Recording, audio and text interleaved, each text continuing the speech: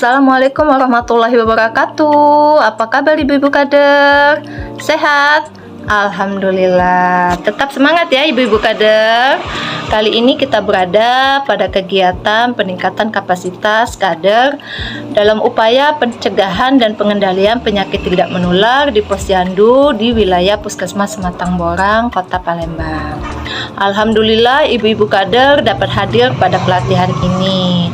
Dalam 2 hari ke depan, ibu-ibu akan dilatih pada pelatihan ini agar mengetahui apa saja peran ibu-ibu kader pada Posyandu PTM maupun Posbindu PTM. Baik ibu-ibu kader, pada kegiatan ini kita ada 3 fasilitator. Yang pertama, Dr. Syahnas Masterina sebagai dokter Puskesmas Sematang Borang. Yang kedua, Ayu Indriati AMK sebagai penanggung jawab penyakit tidak menular, dan yang ketiga saya sendiri yaitu Yeni Septarini SKM sebagai penanggung jawab program promosi kesehatan. Assalamualaikum warahmatullahi wabarakatuh. Selamat pagi ibu-ibu. Bagaimana kabarnya? Ya, alhamdulillah sehat ya Bu. Jadi perkenalkan terlebih dahulu, saya adalah Dr. Syahnas dari Puskesmas Sematang Borang.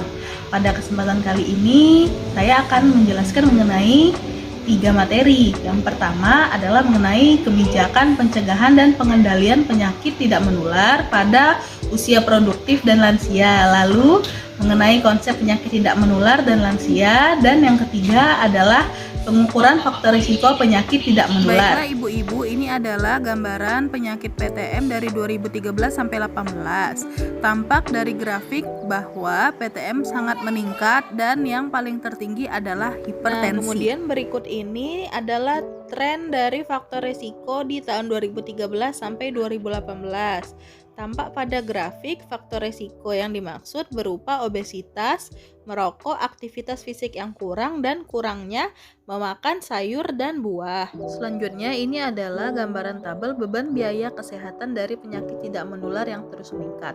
Lalu survei membuktikan 3 dari 10 orang yang mengetahui dirinya terkena penyakit tidak menular, sedangkan yang lainnya tidak tahu.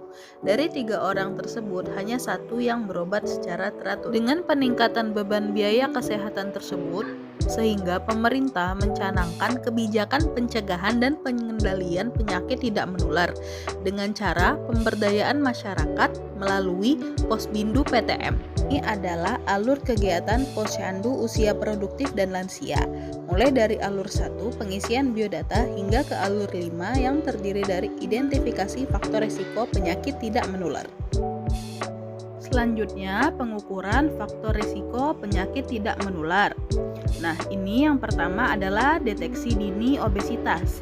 Dilakukan pengukuran tinggi badan, berat badan, dan lingkar perut. Kemudian, ada juga deteksi dini indera, yaitu gangguan penglihatan dan pendengaran, berupa tes hitung jari dan tes berbisik. Yang pertama, pengukuran indeks massa tubuh dari berat badan dibagi tinggi badan dalam meter kuadrat. Hasil obesitas kemungkinan gangguan metabolik. Selanjutnya, mengukur lingkar perut melewati pusat. Risiko penyakit pada wanita lebih dari 80 cm dan pria lebih dari 90 cm. Tes hitung jari pemeriksa dan yang diperiksa jarak 6 meter. Pada tes berbisik, pemeriksa memberikan suara di telinga yang berlawanan. Pagi ibu-ibu kader, perkenalkan, saya Indriati, ahli media keperawatan, pemegang program penyakit tidak menular di Puskesmas Sematang Borang. Saat ini saya akan memperkenalkan bagaimana cara pemeriksaan faktor risiko penyakit tidak menular di Posyandu dan Posbindu, khususnya untuk pemeriksaan cek gula darah sewaktu dan wawancara dengan lansia yang ada di Posyandu dan Posbindu, agar dapat mengetahui tingkat kesetresan ibu-ibu yang ada di Posyandu dan Posbindu. Sebelumnya melakukan pemeriksaan tekanan darah untuk faktor resiko hipertensi. Pemeriksaan gula darah sewaktu untuk melihat resiko diabetes mellitus. Jelaskan pada pasien bahwa pemeriksaan akan menanyakan keadaan perasaannya dalam 2 minggu terakhir. Tidak ada jawaban yang benar atau salah. Jawabannya adalah iya atau tidak sesuai dengan perasaan yang paling tepat di akhir-akhir ini. Bacakan pertanyaan nomor 1-15 sesuai dengan kalimat yang tertulis. Tunggu jawaban dari pasien. Jika jawaban kurang jelas, tegaskan lagi apakah pasien ingin menjawab iya atau tidak. Lingkari jawaban pasien tersebut. Baiklah, berikut adalah edukasi tentang pencegahan dan pengendalian penyakit tidak menular dengan menerapkan perilaku hidup bersih dan sehat. Faktor resiko PTM dengan perilaku cerdik dan patuh. Mari menuju masa muda sehat, hari tua nikmat dengan perilaku cerdik. C. Cek kesehatan secara rutin. E. Enyahkan asap rokok. R. Rajin aktivitas fisik. D. Diet seimbang. I. Istirahat cukup. K. Kelola stres. Bagaimana sih diet sehat seimbang? Yang pertama adalah mengatur pola makan sesuai dengan pola makan sehat dan gizi seimbang. Yang kedua, mengendalikan asupan lemak, gula, dan garam.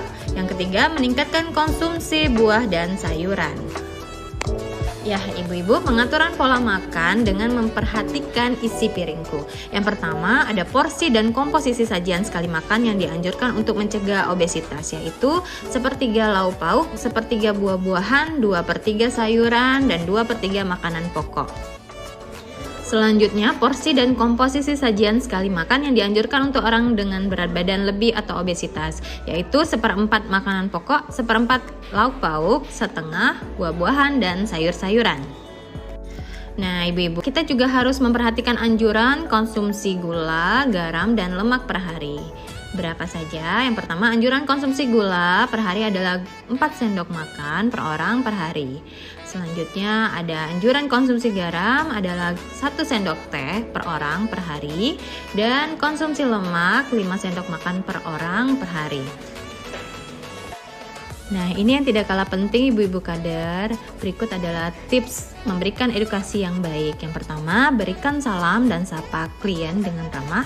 Yang kedua, gunakan bahasa yang sopan, mudah dimengerti, jelas sesuai dengan latar belakang klien.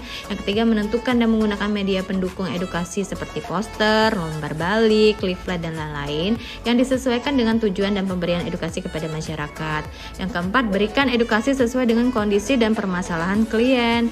Yang kelima, motivasi klien untuk hidup sehat dan berikan semangat untuk klien dengan FR atau PTM. Ada tipsnya nih menjadi edukator yang baik. Yang pertama, kita harus berempati. Yang kedua, ciptakan rasa nyaman. Yang ketiga, kita harus saling percaya, membuat klien merasa nyaman untuk berkeluh kesah. Yang keempat, kita mengenal hambatan sosiokultural setempat agar tidak menjadi penghalang komunikasi. Yang kelima, sampaikan informasi dengan lengkap dan jelas dengan bahasa yang baik. Boleh jadi bahasa yang digunakan oleh klien. Yang keenam, menjadi pendengar yang baik. Yang ketujuh, menguasai materi dan komunikasi efektif. Yang terakhir, menjaga sikap selama menyampaikan materi. Baik ibu-ibu, sekian materi mengenai pengendalian dan pencegahan penyakit tidak menular. Mari menjalani masa muda sehat dan masa tua nikmat dengan cerdik.